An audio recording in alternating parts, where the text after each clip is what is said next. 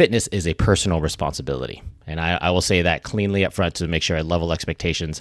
It's not necessarily the responsibility of the supervisor or the commander or anybody else. It is your individual responsibility.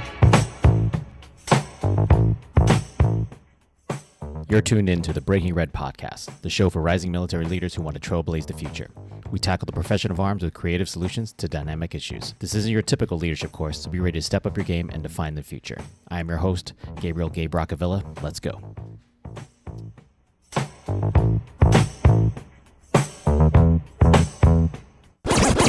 Welcome back, everybody, to the Breaking Red podcast. Gay Brock on the mic again.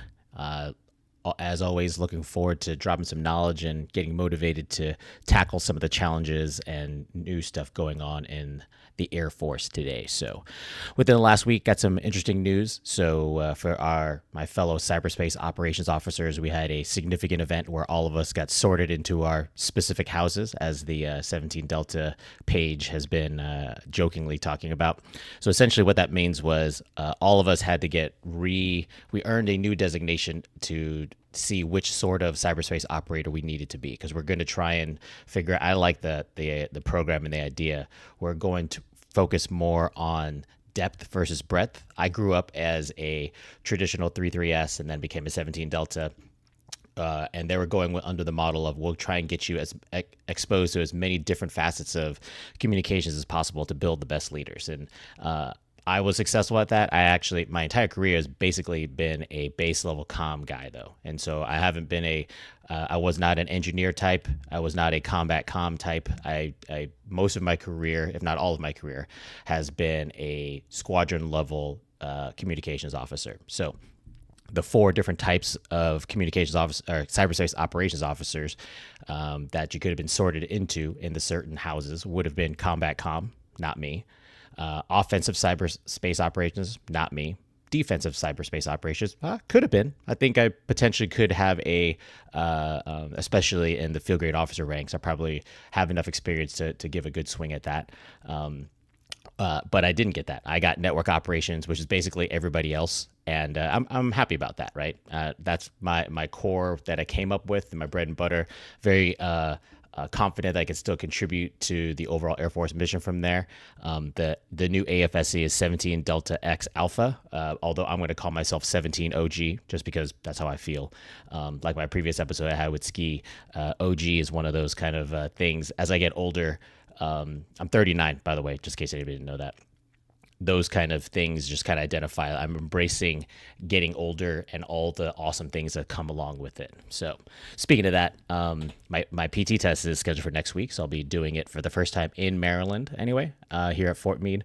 So I'll be running on the track outside on Tuesday and doing the whole thing. And this is going to be my last test as a 39-year-old. So I turned 40 in January, and then I get to, move on to the next PT chart where I earn 11 more seconds, 13 less push-ups, and 4 less sit-ups to earn 100. So we'll see exactly how those things flesh out.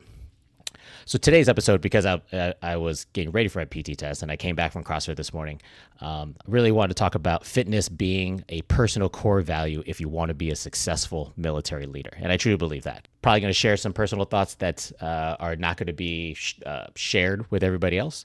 But they're my personal thoughts, and I really think that I know there's a group of us that feel the same way.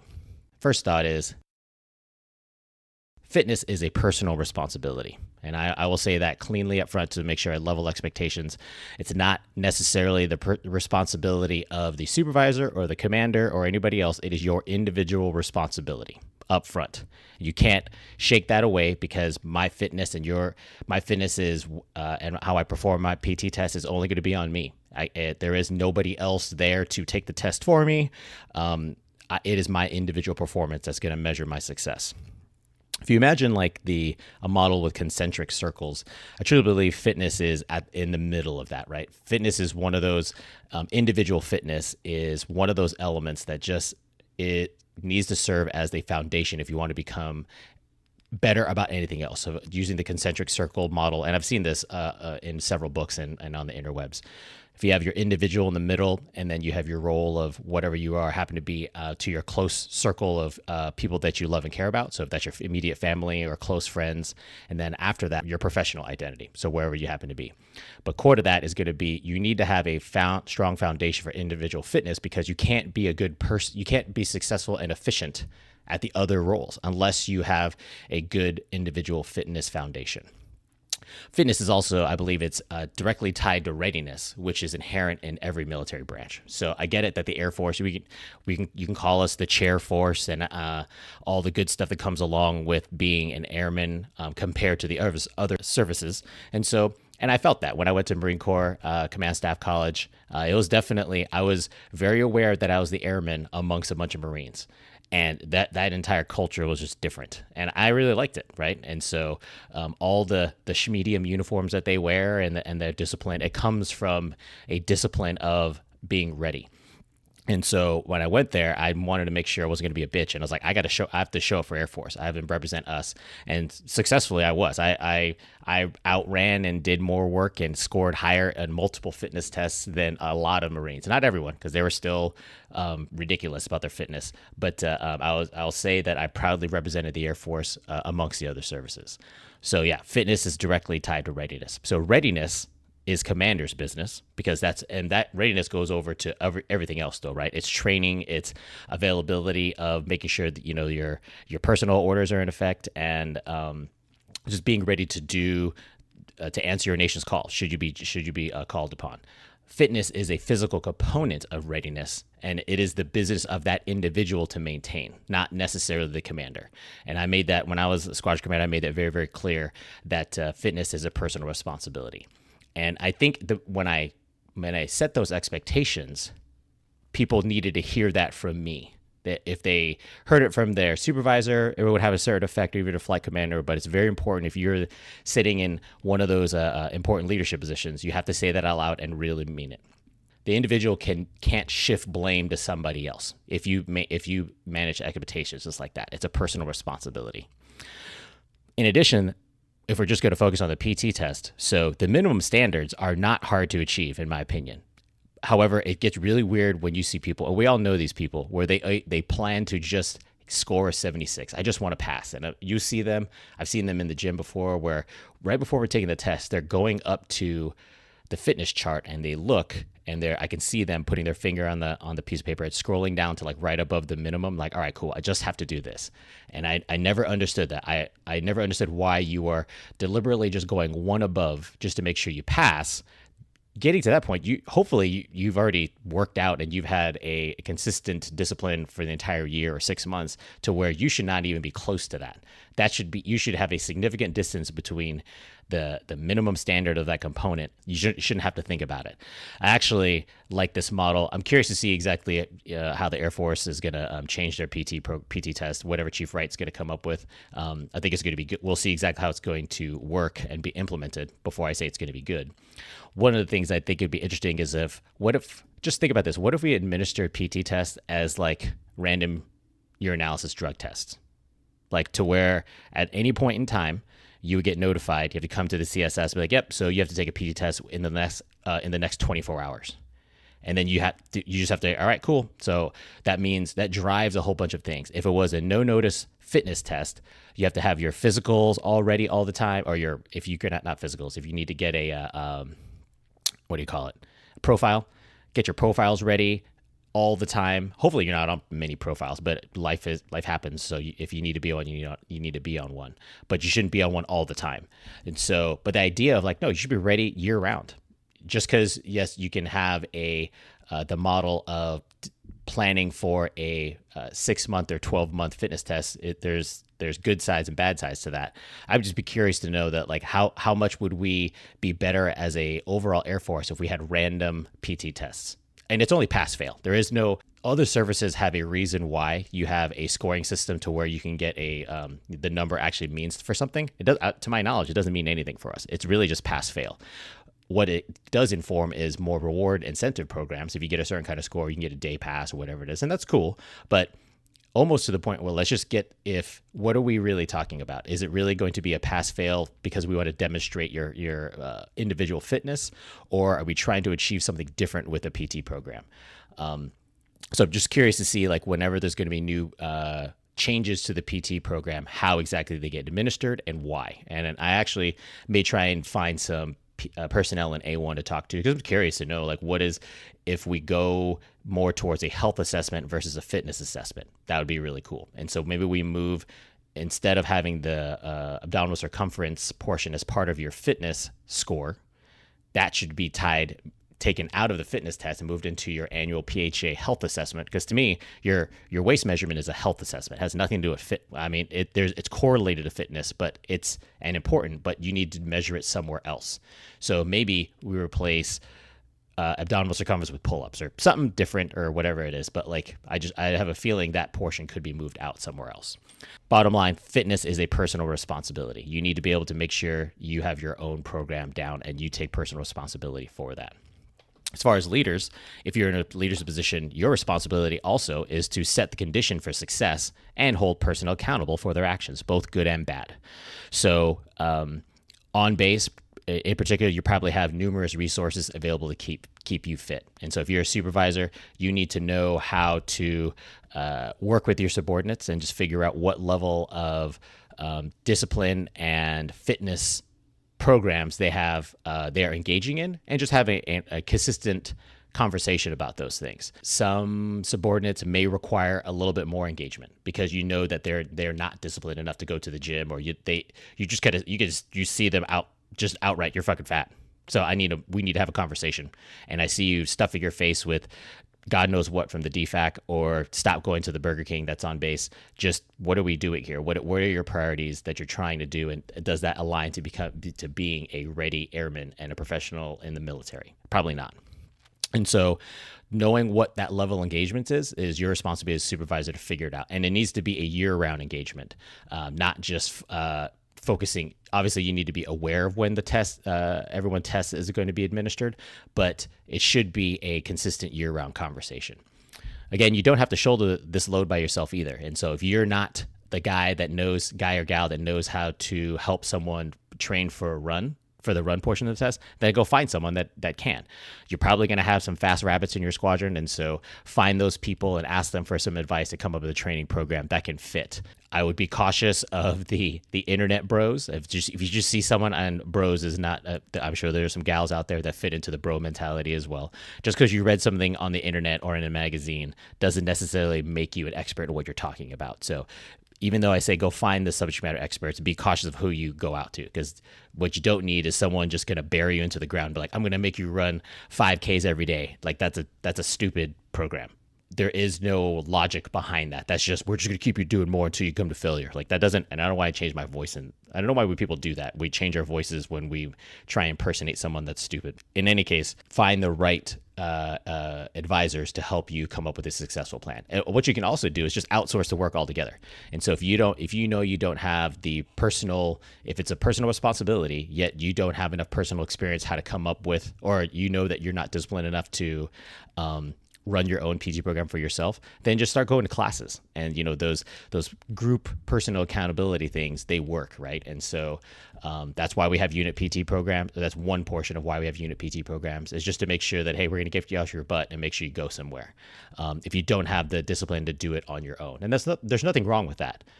There's nothing, and I'll call it a weakness, because that seems kind of weird. It's not a weakness. It's just it's one of your tendencies. So if you need to, the only way you can do it is if you go to a group class, then go to a group class. That's totally fine. I kind of hinted about unit PT being, exactly where are the benefits of unit PT. When I in my last job, I actually told everybody that our squadron PT, we met once a week, and that was enough for us. Our unit PT was not about PT. And I told them out loud as well, this is not, if you're only working out once a week is at unit PT, you're going to fail your PT test. And I think a lot of people were like, they kind of looked at me. I'm like, no, I'm telling you, because it's your responsibility to make sure you get ready and stay ready all the time. Our unit PT was more about just middle of the week, putting eyes on targets as far as looking at everybody, doing group huddles, passing information face to face, whatever that happens to mean for the squadron, talking about commanders calls or potlucks or whatever it is, so we can have pass information announcements outside of email. And we just needed to put eyes on. So, with the comm squadron was spread out everywhere. And from when we first started doing squadron PT, a lot of people were like, I don't know 70% of the people here. And I was like, that's a problem. You should actually get to know more of your squadron, just because the radio guys didn't know who the KMers or maybe even like the back shops of the cyber defense flight didn't necessarily know who the touch maintenance guys were. Like that's a problem. You should know and have a familiarity with everyone in your squadron. So sometimes it's not about PT.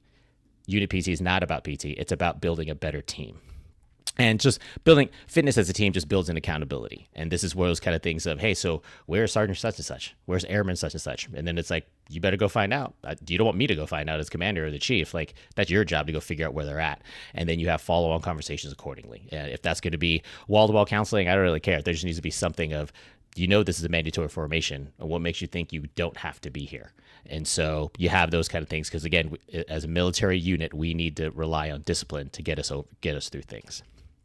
Speaking of discipline, there's a good quote that I saw from Jocko. If you don't know him, just look up his podcast. It said, don't expect it to be motivated every day to get out there and make things happen. You won't be.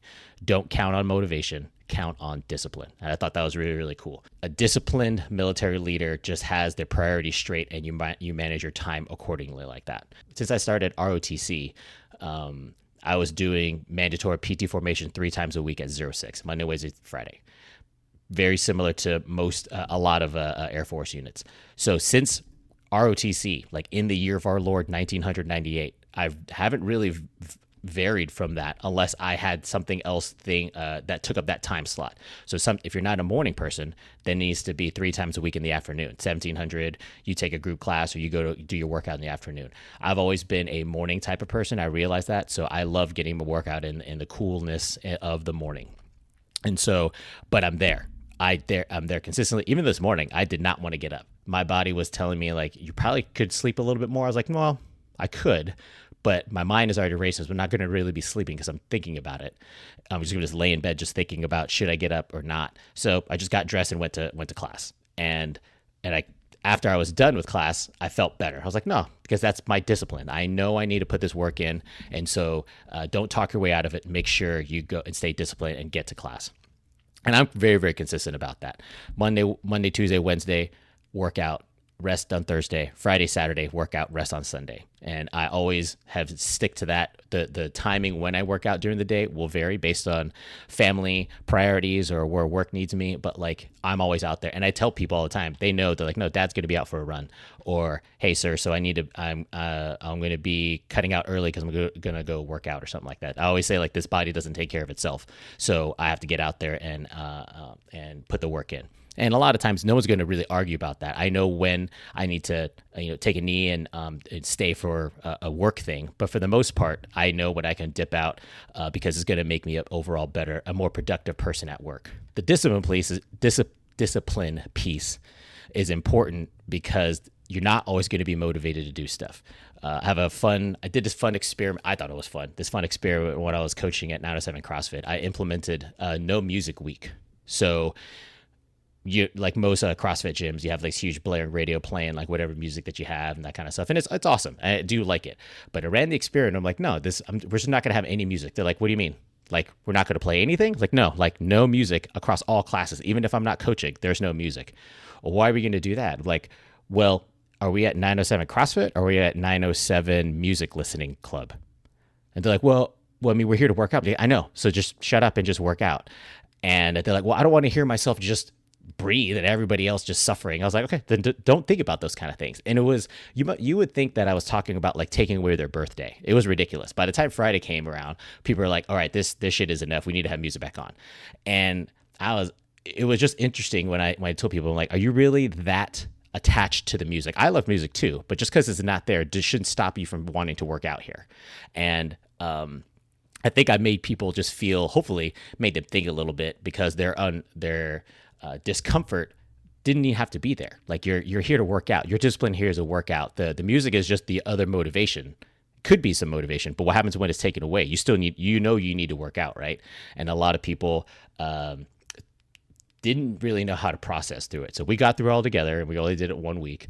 But again, the discipline of just going to class is what's most important, and you can't rely on the motivation. Going back to, what I said from ROTC, from the year of our Lord, 1998, all of us in the military come through some sort of training pipeline, and that kind of tests and builds a certain, you have mandatory PT formations. Either you go to OTS, boot camp, ROTC, whatever it is.